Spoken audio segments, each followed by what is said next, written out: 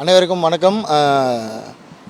வழக்கறிஞர் பாலுவண்ணன் அவர்கள் சொன்ன மாதிரி நேற்று எனக்கு எந்த உரிமையும் கொடுக்கப்படலை. நான் என் குழந்தைய ஸ்கூலுக்கு அனுப்ப வாகனத்தில் ஏற்றி இந்த பக்கம் திரும்பின உடனே என்னை எங்கள் வீட்டு வாசல்லே ஒரு 8 பேர் எல்லாருமே அன்யூனிஃபார்மில் லுங்கி பனியன் அந்த மாதிரி யூனிஃபார்மில் எனக்கு அவங்க போலீஸான்னு கூட ஐடென்டிஃபை பண்ண முடியல. நான் வரமாட்டேன், நான் இப்போது ரொம்ப கேஷுவல் வேரில் இருக்கேன், நான் இந்த ட்ரெஸ்ஸோடு வர முடியாது, என் அட்வொகேட் கிட்ட பேசணும், என் ஒய்ஃப் கிட்ட தகவல் சொல்லிட்டு தான் நான் வருவேன்னு சொல்லி அவங்க எனக்கு எந்த விதமான ஒரு உரிமையும் கொடுக்கல.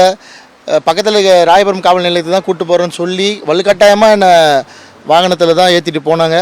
ஆனால் ராயபுரம் காவல் நிலையம் போல் அதை தாண்டி தாம்பரம் போகிறேன்னு சொன்னாங்க. அதுக்கப்புறம் திருச்சி போய் ஒரு எந்த விதமான அடிப்படையான உரிமைகளும் நான் கேட்ட கேள்விக்கும் பதில் இல்லை, எதுவுமே சாதகமாக நடக்கலை. சரி என்ன தான் நடக்குது பார்க்கலான்னு 5 மணி வரைக்கும் எனக்கும் தெரியாது எங்கே இருக்காங்கன்னு, கூட்டு போகிறவங்களுக்கும் தெரியாது எங்கே கூட்டு போகிறாங்கன்னு. 5 மணிக்கு அப்புறம் தான் மருத்துவமனைக்கு கொண்டு போய் அதுக்கப்புறம் கோர்ட்டுக்கு கொண்டு போனாங்க. பாலுவண்ணனோட வழக்கறிஞர் குழு அங்கே கோர்ட்டில் ஆஜராகி நேற்று நீதித்துறை மூலயமா எனக்கு ஒரு நியாயத்தை வாங்கி கொடுத்தாங்க. நீதித்துறை மேலே மிகுந்த நம்பிக்கை உடையவன் நான், சமூகத்தின் மீது ரொம்ப அக்கறை உடையவன் நான். அதனால் இந்த விஷயம் நான் பேசினதுக்கு காரணமே திருப்பதியில் இப்படி ஒன்று நடந்துச்சு, அது ஒரு சிஎம்மே வெளியே சொன்னார், அந்த தைரியத்தில் தான் நான் பேசினேன். ஒரு சிஎம்மே வெளியே இப்படி ஒரு பிரச்சனை நடக்குதுன்னு ஆந்திராவில் சொல்கிறாரு, தமிழ்நாட்டிலையும் இந்த மாதிரி ஒரு பிரச்சனை நமக்கு செவிவழி செய்தியாக வந்தது, இங்கே இந்த மாதிரி இருந்திருக்கலாம், இது இருந்தால் ஒரு வேளை அதை சரி பண்ணிட்டோம் அப்படின்றதுக்காக தான் அதை நான் பேசினது. அது தப்பான முறையில் போய் சேர்ந்துருக்கு. இந்த கோர்ட்டில் அது இருக்கிறதால அதை பற்றி அதிகமாக சொல்லக்கூடாது, பேசவும் கூடாது. இந்த நிலைமையில் எனக்கு ரொம்ப ஆதரவாக நான் பேசினதை புரிஞ்சுக்கிட்டு எனக்கு ஆதரவாக கருத்து சொன்ன இனக்காவலர், எங்கள் குடும்பத்தோட தலைவர் மாதிரி ஐயா மருத்துவர் அவர்களுக்கு இந்த டைமில் நன்றி சொல்லிக்கிறேன். சின்னையாவுக்கும் மனமாற உளமாற நன்றி சொல்லிக்கிறேன்.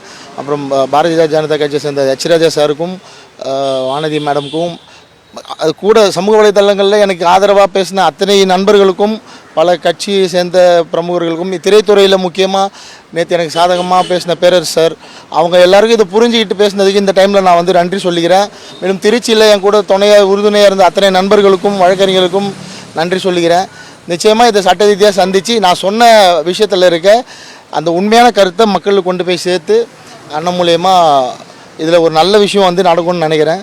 ரொம்ப நன்றி உங்களோட ஒத்துழைப்புக்கும். நான் எதுவும் பர்சனலாக யாருக்கூடையும் இதை கெட்ட பேர் வாங்கி கொடுக்கணுன்ற எண்ணத்தில் சொல்ல, ஒரு அவேர்னஸாக இருக்கணும், இப்படி ஒரு விஷயம் நடந்துடக்கூடாதுன்றதுக்காக சொன்னது தான். அதான் சார், இது கோர்ட்டில் இருக்கிறதால தான் நான் நேற்றும் பேசலை, இன்றைக்கும் இதை பற்றி பேச விரும்பலை. கரெக்டான நேரத்தில் நான் இன்னும் ரொம்ப அதான் சொன்னல சார், ரொம்ப டீட்டெயிலாக சொல்லியிருக்காங்க. நானும் பிகினிங்கில் சொன்னேன் இல்லையா, நமக்கு எதுக்காக அரெஸ்ட் பண்ணுறான்னு கூட சொல்லலை, அதுவே மிகப்பெரிய மனித உரிமை மீறல் தான். அதனால் அதான் அண்ணன் பார்த்துப்பாங்க, எதுவாக இருந்தாலும் அண்ணன் மூலியமாக தகவல் வரும், நிச்சயமாக நல்ல செய்தி வரும். நன்றி நன்றி, உங்கள் ஆதரவுக்கு நன்றி. செய்திகளை உடனுக்குடனும் துல்லியமாகவும் தெரிந்து கொள்ள சப்ஸ்கிரைப் பண்ணுங்க.